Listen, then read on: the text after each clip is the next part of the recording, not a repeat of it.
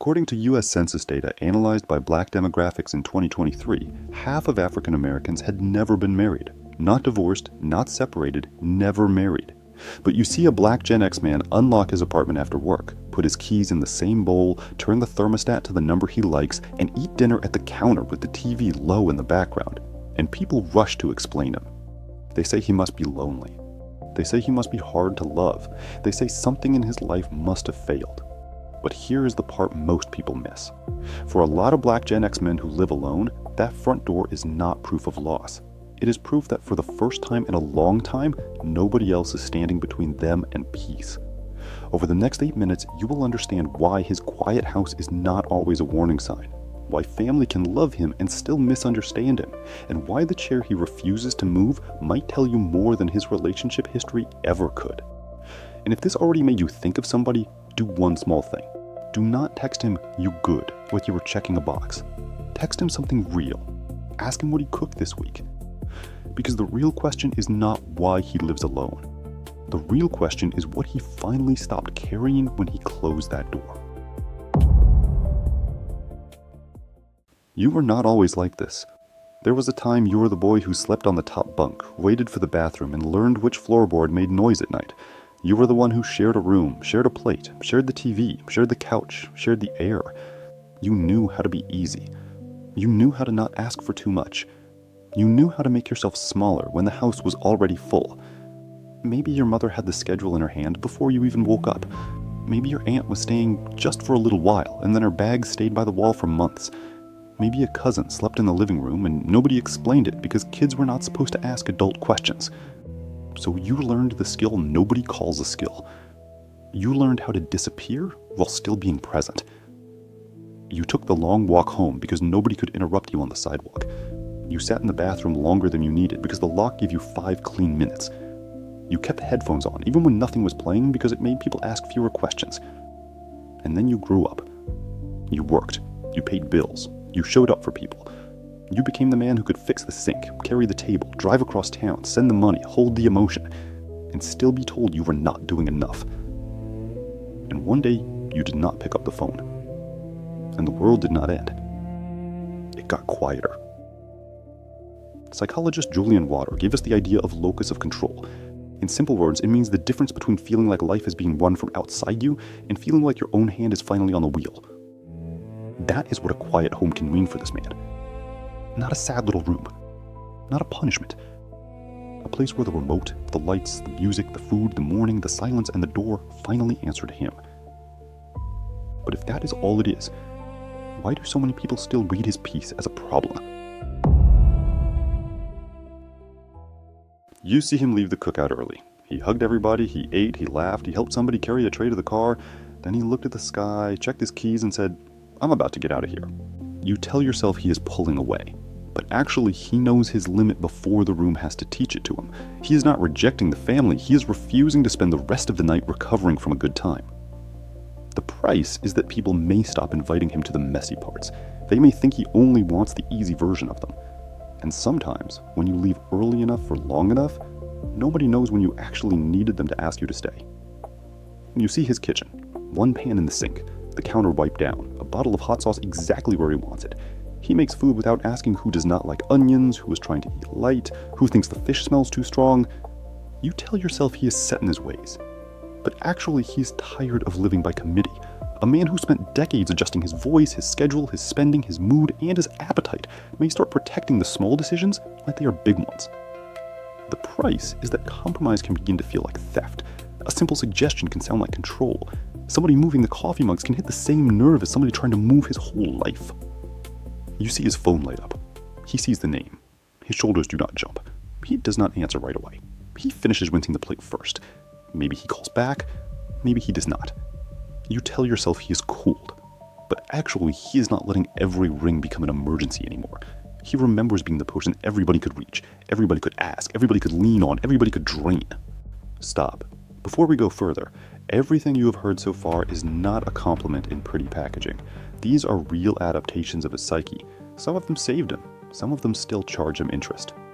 The price is that he can become too good at delay. He can call it peace when it is avoidance. He can tell himself, "I'll get back to them," and 3 weeks later, the relationship is weaker than he meant for it to be. You see his living room. There is one chair that matters. Not the nicest chair, not the newest chair. His chair.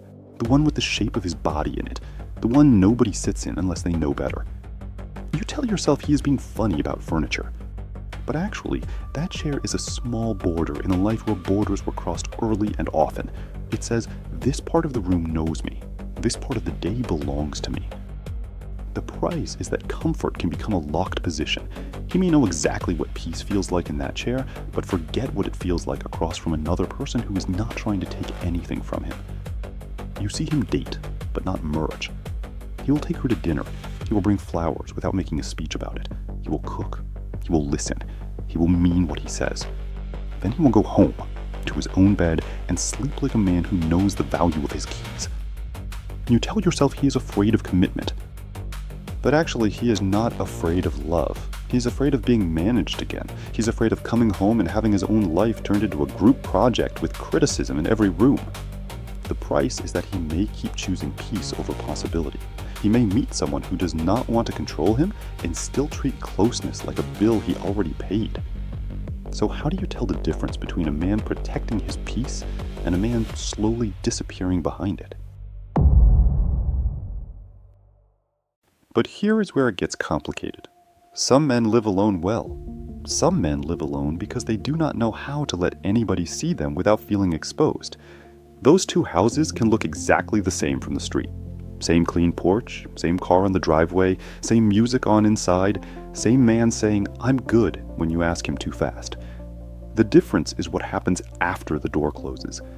A man at peace still has people. He may not have a crowded house, but he has a circle. He has a friend who can tell when his voice sounds off. He has a cousin who can come over without the visit turning into an interrogation. He has one or two people who know the real story, not the edited version he gives everybody else. A man in hiding has routines, but no witnesses.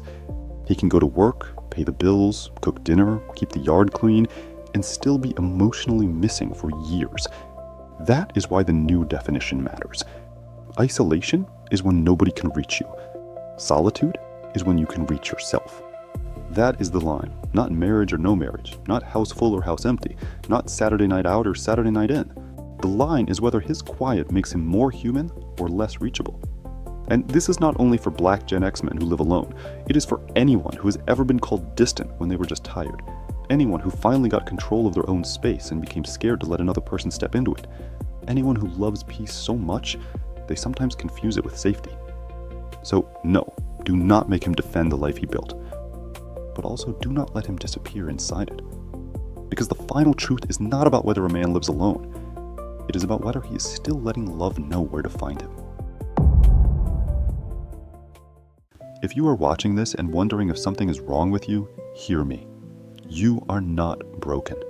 You are not unfinished. You are not a problem somebody forgot to solve. You are someone who may have spent a lifetime making room for everybody else, and now you are finally learning what your own room feels like. That is not selfish by itself. That is not failure by itself. That is not proof that love passed you by. The Harvard study of adult development has followed people for over 85 years, and its main finding is simple. The quality of your relationships matters more than the number of people around you. So if your house is quiet, that does not scare me. If your circle got smaller but more honest, you are not doing this wrong. If your piece has a front door, a favorite chair, a morning routine, and music nobody gets to tone down, I understand why you protect it. Just keep the porch light on for the right people. Keep the friend who tells the truth. Keep the cousin who checks in without treating you like a project. Keep the person who can sit in your kitchen without trying to rearrange your whole life. And if you love a man like this, stop asking when he's going to find somebody. He may have found something already. He may have found the version of himself that was always being interrupted. Ask better questions. Ask what he has been listening to. Ask what he has been cooking. Ask who he trusts. Ask whether he needs company, not because you think his house is sad, but because nobody should have to be strong with no witnesses. A quiet life can be beautiful. A locked life can get dangerous. Know the difference. Keep your keys. Keep your people. If this gave you the permission you did not know you needed, press the button below whose name I will not even say. You know which one. And write one word in the comments. What does home feel like when nobody is asking you to perform?